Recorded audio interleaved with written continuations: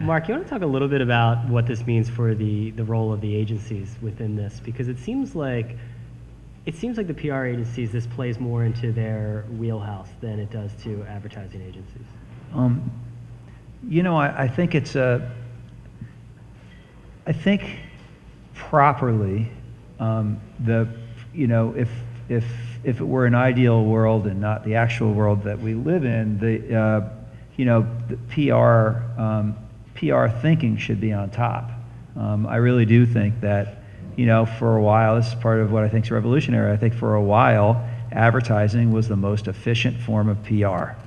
So if PR is all about affecting public perception for company goals, and let's just talk about that goal of selling more stuff to better customers, advertising emerged to serve a public relations function, and then with mass media, it got really darn efficient for a long time, until suddenly it's not. It's not anymore. So I think PR is back on top as far as that goes.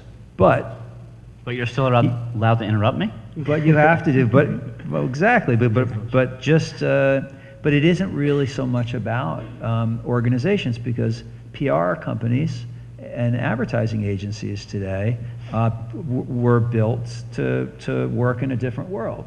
And PR, most of the PR agencies, there are some that are wonderfully adapted, and I think I choose the best ones to work with.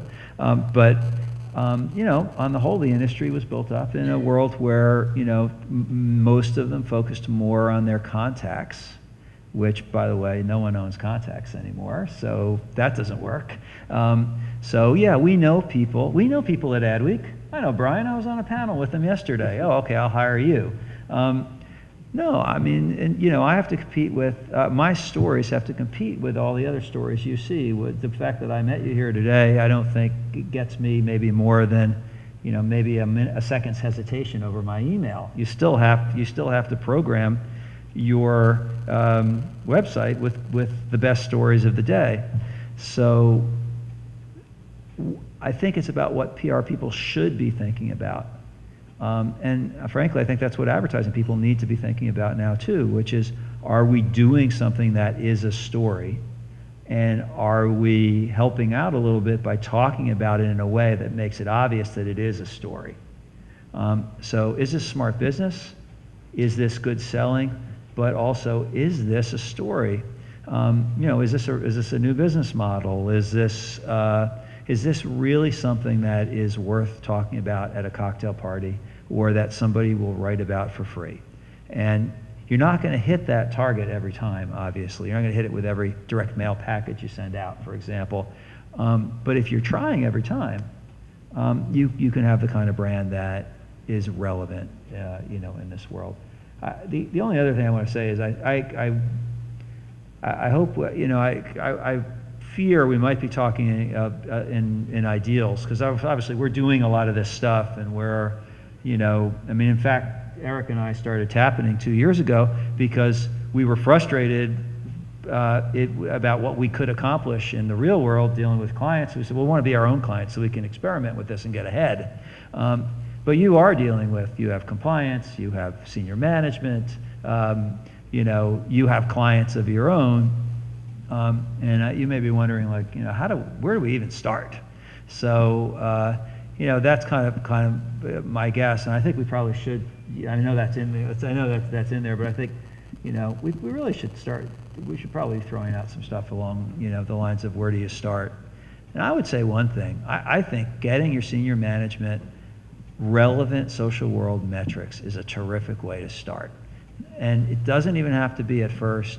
I think where we are with our brand on relevant social world metrics isn't the first step for most senior managements, because they don't know why they should care, and who wants to attend to something if you don't know why you should care? Why do I care how many followers we have on our Twitter page, if we even have one? Why should I care? But if you're at JP Morgan Chase and you can get people in senior management to see what's going on over at Bank of America with their engagement, and with their Facebook page, and with their Twitter, and with with the relative positivity versus negativity or neutrality of the conversations that are going on, if you can start to deliver the competitive context in social world relevant metrics, I think the competitive instinct and the defensive instinct starts to get whetted, you know, and then I think you start to have an audience. And there's an education process that happens there too. So I think, in a way, to go out and start to measure is a really good place to start. It's also a good way to see trouble coming. So, you know, you can fold it right in under your research function.